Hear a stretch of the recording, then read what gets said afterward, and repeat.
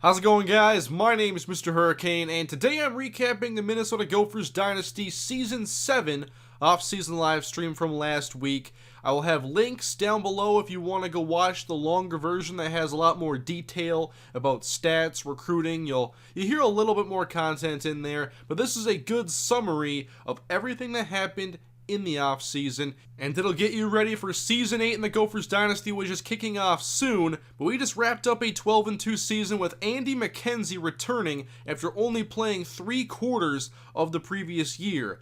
He came back from his injury and the Gophers went 12-2 once again, but this year we lost the Big Ten Championship, which put us into the Capital One Bowl, which we were victorious over South Carolina. I've always thought Andy has had the potential for some really big passing numbers, but our good running game with Pratt and Alonzo Holland has made us a very balanced offense. Maurice Pratt had 13 touchdowns total, including 5 kick returns, and Alonzo Holland ran for over 1,000 yards. Receiving-wise, Terrence Johnson emerged this season after only 11 catches in his previous year. This season he led the team in catches, receptions, and touchdowns. Martin Parker also had a great year, and this was a very complete offense. Good quarterback, good backs, receivers, and an offensive line, and now we're going to have to move on from some of those pieces in Season 8. On defense, we had a lot of new starters, and many of them played well. Greg Kelly, 9 sacks, a freshman All-American. He is a menace coming off the edge like I had hoped he would be. Jared King surprised me, 7 interceptions in his senior season. And our defense was nationally recognized with a bunch of first-team All-Americans, Jonathan Starks, Jared King, and others. We have impact players at all 3 levels of the defense, and there's even guys who aren't getting recognized here like Maurice Hudson, who was very good. You see our defense get a lot more accolades than our offense, but I still think our offense is very good. It's just been a slower-paced offense that doesn't produce as many yards or points as a lot of others. Second team All Big Ten honors do go to Terrence Johnson, Joey Williams, and Brad Carter, so it's good to see the offense get a little bit of love. And the Heisman winner this season is Andrew Fitch, senior quarterback from TCU. With that, Season 7 in the Gophers Dynasty has come to an end, and it's time to get ready for Season 8. To the offseason we go. A couple records have been broken, Jared King with interceptions, and Andy McKenzie with season touchdown passes. One thing that was on my mind, with Andy McKenzie being a redshirt junior, being a very good quarterback, definitely has the tools to play at the pro level, could he forego his senior season?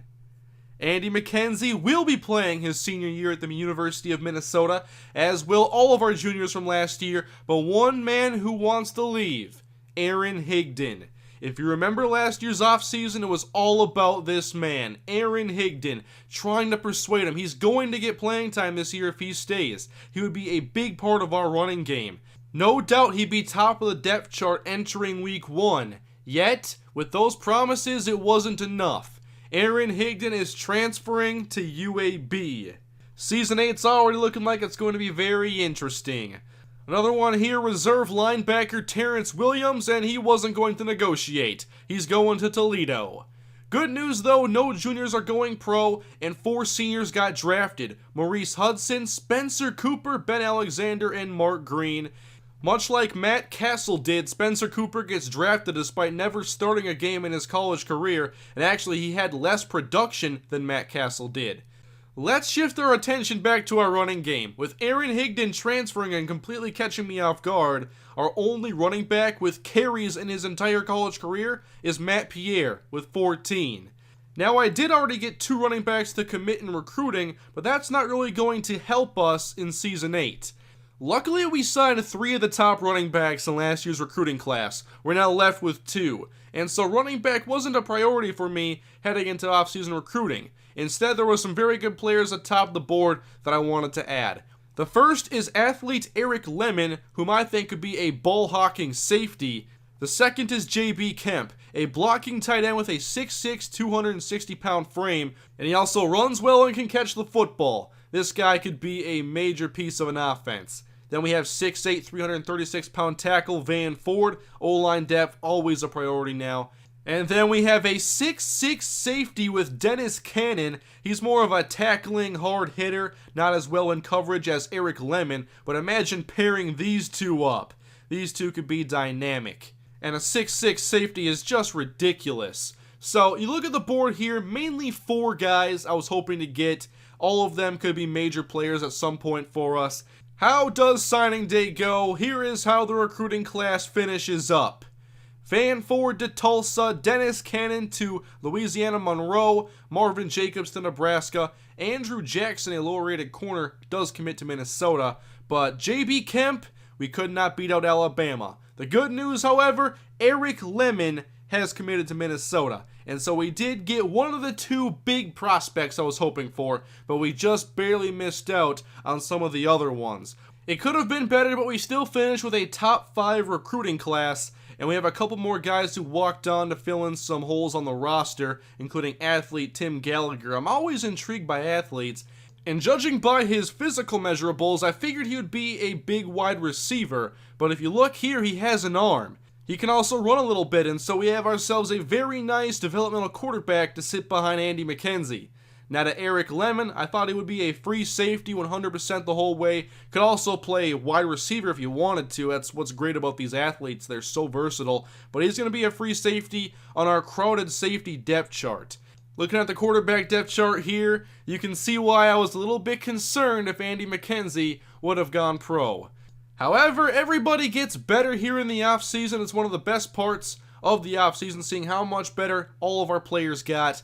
And here are the running backs. The 3 returning are Matt Pierre, Chauncey Thornton, and TJ Jackson. And we have to figure out what these guys can do. We don't know Matt Pierre that well, and the other 2 have never played. I have no idea what to expect from them. Fullback has been thin now for the last couple years. Aaron Higdon played there a little bit, and then linebacker Vincent Walker did as well. At receiver, Terrence Johnson and Martin Parker lead the way. We have some more guys down the list, and we have to figure out their pecking order for snaps as well. At tight end, we have only 2. Would have really liked J.B. Kemp, but instead it's only Vincent Smith and Marcus Williams, who almost had the red shirt taken off last year, but I kept it on, and we were okay playing Vincent Walker when we needed to. I am confident, despite losing 2 of our best O-linemen, that we're going to have a good line in Season 8. I think I've added a lot of depth, and the offensive line has finally become the strength that it wasn't for much of this dynasty. On defense, it always seems like we have a bunch of new starters. I want to say in Season 6 it was like 6 or 7 new ones. Last year I believe it was 8. And now this season it's only 4. And so I'm not as worried about our defense regressing, but still a lot of players have to play bigger roles, and that's always somewhat concerning. We lost our top defensive tackle, middle linebacker, our top corner, and a safety. We still have a lot of our best players from our defense, like Jonathan Starks, Corey Boyd, and Greg Kelly, so I do expect a very good defense again this season. David McClelland will now assume a starting role opposite of Joe Bennett, which may take away from his receiver duties completely. I do like that despite us graduating 2 starters in the secondary, we're transitioning in 2 guys who have played a good bit with McClelland and Calvin Hall. That wraps up training results. Here are the top of the charts. Just look how far this team has come since Season 1. We have gotten a lot of very good talent, and it's definitely shown on the field. 2 12-2 seasons back-to-back. And now we look to trim the roster down from 76 players to 70. Starting off with walk-on defensive tackle Chris Sanders. He gets cut. We have to keep 4, so Sean Atkins stays. Brandon Williams, a linebacker, gets cut. Special teams is no longer a one-man show when it comes to kicking. We cut Courtney Hogan because we have Dwayne Miller, who will punt, and Shane Wood will only kick. John Atkins, a strong safety, gets cut. Kenny Woods also gets cut, which takes us down to, I think, 5 or 6 safeties, which is already quite a few. And our final cut is quarterback Caleb Young, with the addition of Tim Gallagher, giving us a 3-quarterback depth chart. The offseason is now over. Here is the preseason. First things first, it's redshirting players. Tim Gallagher gets redshirted, so only 2 active quarterbacks. Charlie Daniels backs up Andy McKenzie. Both freshman tailbacks get redshirted, as do all 4 freshman wide receivers. No, we probably did not need that many. Both freshman guards get redshirted as we continue to keep our offensive line depth strong.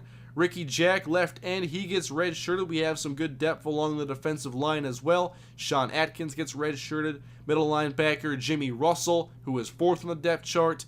There's the 6'2 developmental cornerback Andrew Jackson. Eric Lemon, although I would love to play him, there's just so many safeties in front of him. And then also Tim Bailey, the strong safety. Here's our Season 8 schedule. We open up with our 3 non-conference games against Eastern Michigan, Utah, and UAB. I'll talk more about these 3 games as I show practice, but our first Big Ten game, Ohio State. That's a big one. We are just about ready to kick this season off, and expectations are still very high after 2 great seasons back-to-back. We are predicted to win our division, but finish 3rd overall in the conference with Michigan and Ohio State, both being rated higher than us. Michigan is actually the #1 team right now in the country, despite Syracuse being the national champions. Ohio State lost the national championship game, but Syracuse must have lost so many players that it dropped them down in the rankings very far. Here is the preseason Heisman watch. We are very familiar with Seth Phillips thanks to the Big Ten championship game.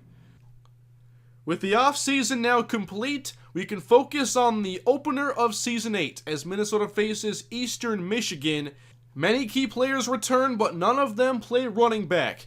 Our returning leader in rushing yards from last year is Terrence Johnson. We obviously have major questions at running back, and here's a chance to meet our 3 running backs this season. Starting off with Matt Pierre, you'll also see Chauncey Thornton and TJ Jackson, whom I have high expectations for, and I even gave him Kevin Martindale's number 24. As we look ahead to the season actually getting underway, our 3 non-conference games are weaker than they would have been in years prior. I mean, last year we played LSU, who was the #1 ranked team at the time. But this season, I did want an easier non-conference schedule. The big reason is our running game, and we've been a very balanced offense, which, like I mentioned before, that takes away from some of the big numbers that I think we would see from Andy McKenzie if we were more of a passing offense. But with no Alonzo Holland and no Maurice Pratt, we have to figure out who these running backs are, how good our running game is going to be, and how much we have to rely on our passing game, which I think should be one of our biggest strengths, with Terrence Johnson, Martin Parker, and Andy McKenzie, and 3/5 of our offensive line all returning. With these 3 non-conference games to open up the season, the goal is to cement everybody's role and make sure we have the right guys starting. I know running back is the big one, and I like to use multiple backs, and so I have to figure out who is best in each scenario. And in the past, it was way easier, especially last year, because Alonzo Holland had that speed and power blend. He was good in almost any situation. And then he had Maurice Pratt with dynamic speed, who was best used catching the ball and out of the shotgun.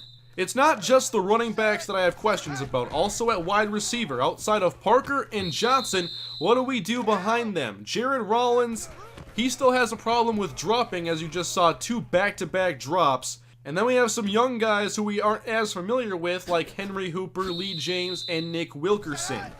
On defense, we have 2 new starters in the secondary, and I'm going to keep my eye on them, but I am confident in McClelland and Hall because we have seen them before, and they've played pretty well. At middle linebacker, Vincent Walker is now the starter, and he's not my typical starting linebacker because he's not as fast. However, he's very good against the run, but the question remains, can he play on passing downs? If he can't hold up in pass coverage, that's going to limit his snaps a lot. We have Aaron Harrison behind him, whom I think is better against the pass, but Walker is very good against the run, and I want our run defense to still be one of our major strengths. We had a very good run defense for most of last year, however it definitely trailed off towards the end with our last 3 games all giving up a lot of yards on the ground. That has to get a lot better, and hopefully Tony Hunter can step into the starting D-tackle role and help shore up our inside run defense. But no questions here about Andy McKenzie's arm. This is a beautiful throw. From his own 20, McKenzie throws this one all the way to the 18. Goes through a few time zones, and then there's Lee James making the catch. And you're going to see another great Andy McKenzie play right here. This time rolling out to his right. Just this accuracy is just obnoxiously good. Andy McKenzie is poised for a great senior year. And hopefully he puts up some big numbers. In at running back now is TJ Jackson, who was our fastest running back. I think he'll be best out of the shotgun and catching passes out of the backfield.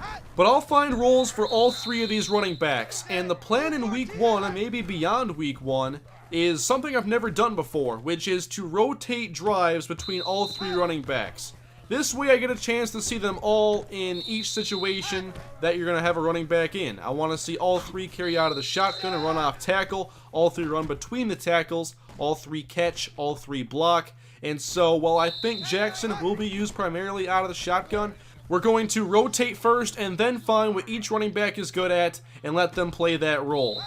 Could Andy McKenzie see a bigger role in the running game? You might. Andy McKenzie is dynamic outside the pocket, he throws on the run very well, but I don't like all the designed runs. I like more if a play breaks down, if Andy can't use his arm, then he can run. But look at these throws he makes. I definitely prefer Andy McKenzie passing the football, not running it.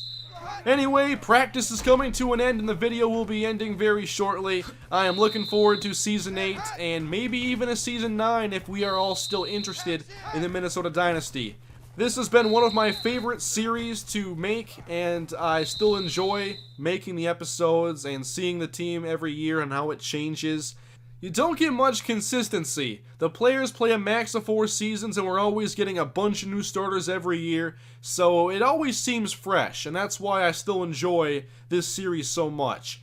It may go longer than 8 seasons, but we'll find out towards the end if we all want to see more Minnesota Dynasty beyond this year. But nonetheless, Season 8 kicks off very soon. I'm hoping that Wednesday I can post Week 1 against Eastern Michigan.